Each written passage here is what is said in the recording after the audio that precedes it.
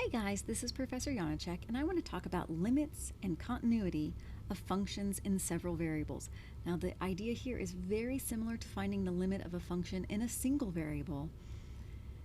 As we approach a point in the domain, then our function will approach a value L, which we call the limit. Of course, if we can't find that value L, then the limit does not exist. The notation is even similar to what we'd seen back with functions in single variables. If I take the limit as, again, here I've got this xy, they're approaching a particular point, these values a, b, and I'm taking the limit of my function. In this case, again, it's a function in two variables, and we end up with L. There is another way of writing this. I won't use this notation quite as often. If we take the limit as x approaches a and y approaches b of f of xy, we get L. It's the same idea though. X is approaching a, y is approaching b, means that xy is approaching the values a, b. And we're taking the limit of our function f, and we end up with this value L. That value L is called the limit. We have some properties. Let's start by letting a, b, c, and p all be real numbers. Turns out that if our function f is equal to just a constant, then the limit of that function is just the constant. If our function is just the x value, is just an x value, well, since x is approaching a, then the limit of our function is also equal to a. Similarly, if our function is just a y value, then we take the limit of that function. Since y is approaching b, then our limit is equal to b. All right, a few more things I want to go over, some more properties. We'll start by letting the limit of f of x is equal to L, the limit of g of xy, I'm sorry, I think I said just f of x, the limit of f of xy is equal to L, the limit of g of xy, xy is equal to m, and of course L and m are real numbers. So I have two functions and I know their limits. So what about if I take the limit of some constant times a function? Well, just like you would expect, we can take that constant, multiply it by the limit of the function.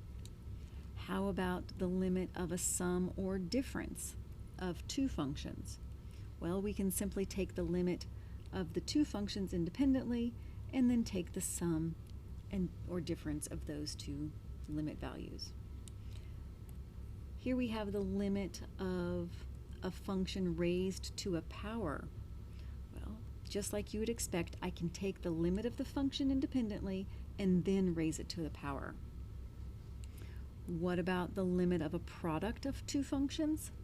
Just like you would expect, you can take the limit of each function and then multiply them together. So take the product of the two limits. So the limit of the product is the product of the limits. Similarly, if I have the limit of a quotient,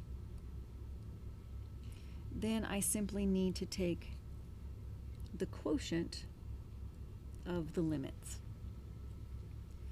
Now there's something unique in several variables. It extends from what we saw in a single variable, but it's a little more complicated in two variables. We have something referred to as the two-path test. It says if our function approaches two different values as xy approaches the single point AB along two different paths, so we're looking at two different paths, we get two different values in that domain, then the limit of our function, turns out it does not exist.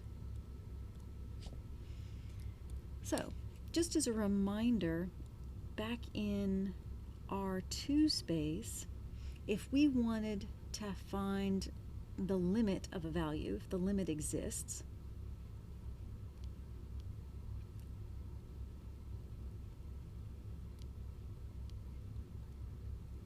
this would exist only if we had two things. First, we needed the limit from the left had to exist, and the limit from the right had to exist. And then, of course, the limit from the left had to equal the limit from the right. So the idea is, if I have, pictorially, if I have, here's my domain value A, and I wanted to see, well, does my function have a limit there? I had to check from the left and from the right. That was back in R2. Here in R3 space, which is where we are now, I can't just look from the left and to the right. I need to look at all paths. And if you think about what this looks like, if I have some A and B, so there's my point. Well, I can't just look from two sides. I have to go from all directions. I can go from this direction, oops, from this direction, or from that direction, or like even up here, down there. Every direction, I have to have the same value. But rather than trying to check all possible values and make sure that they are the same thing, we kind of approach this from the backwards direction. Rather than saying all values have to go to the same thing, we say that I have to find at least one that's different, just one out here that goes to something different, some path that goes to something different. And so what's going on is, again, I need one thing that's different, so that means I need two different values, two different paths that give me different values. And if that's the case,